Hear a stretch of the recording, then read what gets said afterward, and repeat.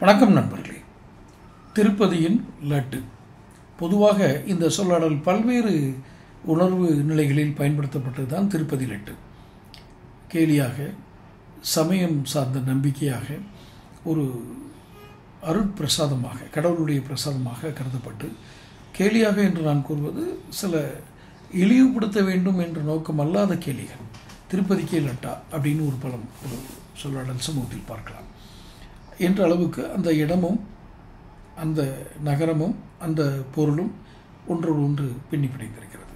இப்போது அந்த லட்டு பிரசாதத்தில் மிருக கொழுப்புகள், குறிப்பாக மாட்டு கொழுப்பு, பன்றியினுடைய கொழுப்பு அதில் கலக்கப்பட்டிருப்பதாக செய்திகள் வருகிறது.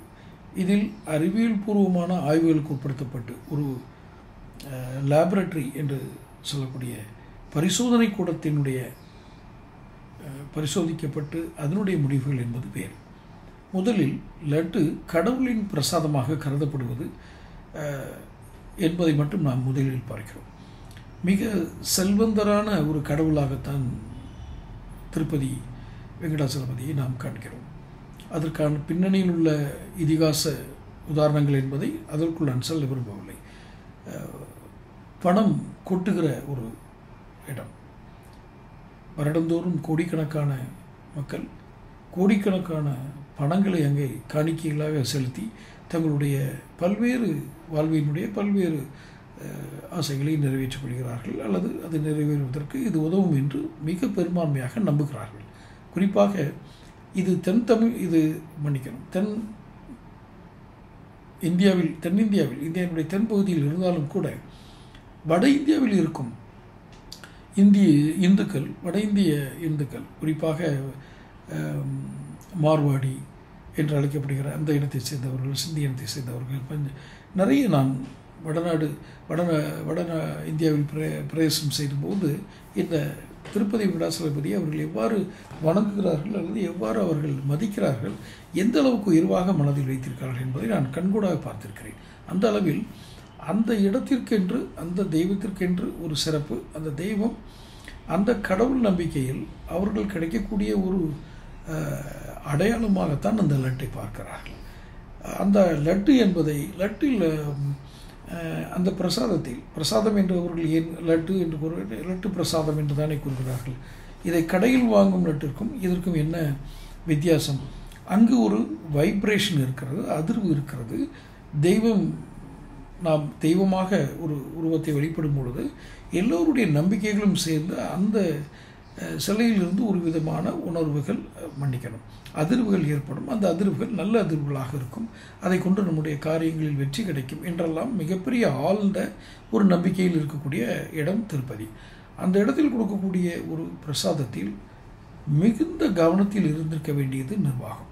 இந்த நிர்வாகம் இப்போது லேபரட்டரி டெஸ்ட்டுக்கு அனுப்புகிறோம் அல்லது இந்த கம்பெனி மேலே தப்பு, இதையெல்லாம் சற்று கூட ஏற்றுக்கொள்ள முடியாத கொஞ்சம் கூட ஏற்றுக்கொள்ள முடியாது. காரணம், நீங்கள் மிக மிக கவனமாக இருந்திருக்க வேண்டிய இடம் இது. அலட்சியமாக இருந்திருக்கிறீர்கள். அதனுடைய தரம், அதை நீங்கள் இன்னொன்று நன்றாக கவனிங்கள். இலவசமாக கொடுப்பதை தாண்டி நீங்கள் பணம் கொடுத்து விற்கிறீர்கள்.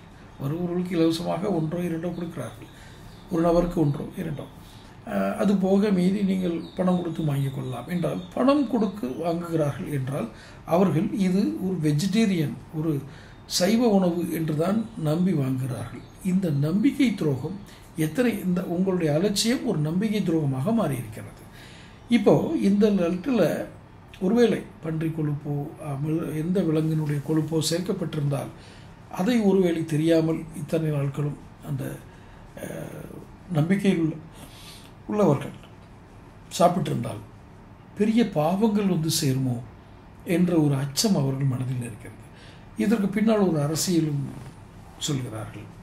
இது போன்ற ஒரு அச்சத்தை ஏற்படுத்துவதன் மூலம் இந்துத்துவ பயங்கரவாதத்தை பிஜேபி ஆரம்பித்து விட்டது என்று இடதுசாரிகள், கம்யூனிஸ்டுகள் அவர்கள் ஒரு பக்கம். இதை எப்படி இந்த பிரச்சனையை அணுக வேண்டும் என்பதை கூட அடிப்படைய ஒரு ஞானம் கூட இல்லாமல் தங்கள் இஷ்டத்திற்கு தாங்கள் சார்ந்திருக்கும் கட்சிக்கு கொள்கைகளுக்கு தகுந்தவாறு அல்லது கட்சியினுடைய இதுக்கு தகுந்தவாறு அவர்களாகவே ஒவ்வொரு இது கட்டமைக்கிறார்கள், ஒவ்வொரு விஷயங்களை கட்டமைக்கிறார்கள். இந்த கட்டமைக்கும் விஷயங்கள் அனைத்தும் சேர்ந்து ஒரு விவாத பொருளாக மாறுகிறது. டிவி சேனலுக்கு நல்ல தீனி கிடைக்கிது, அவ்வளோதான். மற்றபடி இந்த லட்டு என்பதனால் இந்த லட்டை உண்டதால் ஒரு சைவ உணவு உண்பவன் தனது மாண்பை இழந்து விடுவானா, அல்லது அவனுடைய புனிதத்தன்மை கெட்டு விடுமா, அல்லது அவன் இவ்வளவு நாளும் காத்து வந்த அந்த கொள்கைகள் உடைத்து நொறுங்கியதாக அவன் நினைக்க வேண்டுமா என்றால் என்னை பொறுத்தவரையில் அப்படி நினைக்க வேண்டிய அவசியமில்லை என்று தான் நான் கருதுகிறேன். காரணம், இந்த மாமிசங்கள் இறைச்சி உணவை உண்ணக்கூடாது, சைவ உணவை மட்டுமே உண்ண வேண்டும் என்று நினைப்பவர்களுக்கு இந்த மாமிசம் பல்வேறு வடிவங்களில் இன்றைய உணவுப் பொருட்களில் கலந்துதான் வருகிறது. அதில் மிக உன்னிப்பாக கவனிக்கப்பட்டது அல்லது புனிதமாக கருதப்பட்ட லட்டில் மூலம் வருவதுதான் நமக்கு ஒரு அசௌரியமாக இருக்கிறதே ஒழிய இதை அத்தனை பெரிய பாவமாக கருத வேண்டிய அவசியம் இருப்பதாக நான் நினைக்கவில்லை. இத்தனைக்கும் இந்த லட்டை பெற்றுக்கொண்டவர்கள் அதை மிக மிக ஒரு மிக பாதுகாக்க வேண்டிய ஒரு பொருளாகத்தான் கொண்டு வருவார்கள். அதை சாதாரணமாக மற்ற பொருள்களோடு சேர்த்து கூட வைக்க மாட்டார்கள். அவர்கள் வைத்திருக்கும் ஒரு பெட்டிகளில் கூட ஏதோ ஒரு பெட்டியோ பேக் இந்த மாதிரி எந்த இதிலும் கூட மிக பத்திரமாக வைத்திருப்பார்கள். அதனோடு மற்ற துணிகளை ஒட்ட விட மாட்டார்கள். துணிகள் கூட அதில் ஒட்டாது. அவர்கள் வேறு ஏதாவது ஒரு சாமி கும்பிட்ற துணிகளை வச்சுருந்தால் மட்டும்தான் அது பக்கத்தில் வைப்பாங்க. அவர்கள் அணிந்திருக்கும் துணியை கூட அது பக்கத்தில் இருக்க மாட்டார்கள். இன்னொன்று, இதை ஒரு உணவு பண்டமாக நினைத்து சமையலறைக்கு கூட சென்று கொண்டு செல்ல மாட்டார்கள். இது ஒரு பூஜை அறையில் வைத்து வருபவர்களுக்கு திருப்பதி போயிட்டு வந்தீங்க, லட்டு கொண்டு வந்தீங்களா அப்படின்னு கேட்குற அளவுக்கு அதனுடைய மகத்துவம், முக்கியத்துவம், அதனுடைய ஒரு ஹோலினஸ், புனிதத்தன்மை என்றதுக்கு பல்வேறு மனதில் பல்வேறு அடையாளங்கள் இருக்கின்றன. இத்தனை அடையாளங்களாக இருக்கும் ஒரு பொருளினை மிக மிக அலட்சியமாக அவர்கள் தயாரித்தது மாபெரும் குற்றம். ஆனால் அதே வேளையில் அதில் ஏதோ ஒரு நெய்யை தவிர நாம் உண்ண மறுக்கின்ற ஒரு உணர்வை மன்னிக்கணும், நாம் உண்ண மறுக்கின்ற ஒரு உணவினை, ஒரு உணவுப் பொருளை அதில் கலந்திருக்கிறார்கள் என்பதால் பாவம் நமக்கு வராது, அல்லது நாம் அதை குற்றவுணர்ச்சியோடு அணுக வேண்டியது இல்லை. இதை பல மடங்கு, பல 100% குற்றங்களோடு கூனி குறுகி நிற்க வேண்டியவர்கள் தயாரித்தவர்களும் வழங்கியவர்கள் தான். அதை தெரிந்தே செய்தவர்கள். அது யார் வழங்கியவரா தயாரித்தவரா யார் குற்றம் செய்தாலும் அந்த தவறை செய்தவர்கள் தான் இதை கூனி குறுகி நிற்க வேண்டும். வருங்காலங்களில் இது போன்ற ஒரு புனிதமான கோயில்கள், புனிதமான இடங்கள், எந்த சமயத்தினுடைய இடமாக இருந்தாலும் சரி, அங்கே கொடுக்கப்படும் பொருட்களின் தரத்தை குறித்து மிகுந்த பிரயாசைப்பட வேண்டிய அவசியம் ஒரு பக்தர்களுக்கு இல்லை. இந்த லட்டில் என்ன கலந்திருந்தாலும் நமக்கு கிடைக்க வேண்டிய அந்த தெய்வ அருள், இறைவனுடைய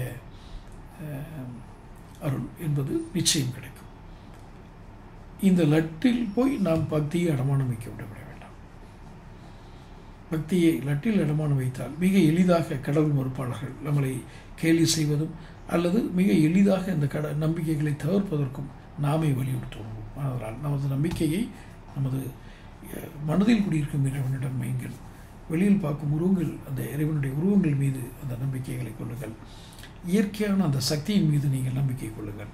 இந்த பொருட்கள் எல்லாம் நாம் உண்போம், அது அந்த பொருள் உணவாகவும் சிறிது நேரத்திற்கு பின்பு கழிவாகவும் மாறக்கூடிய ஒரு பொருள் தான், உணவுப் பொருள் தான். அதில் நாம் புனிதத்தன்மையை எதிர்பார்த்து இல்லை வேறு விதமான கட்டமைப்புகளை அமைக்க வேண்டிய அவசியமில்லை என்பது என்னுடைய கருத்து.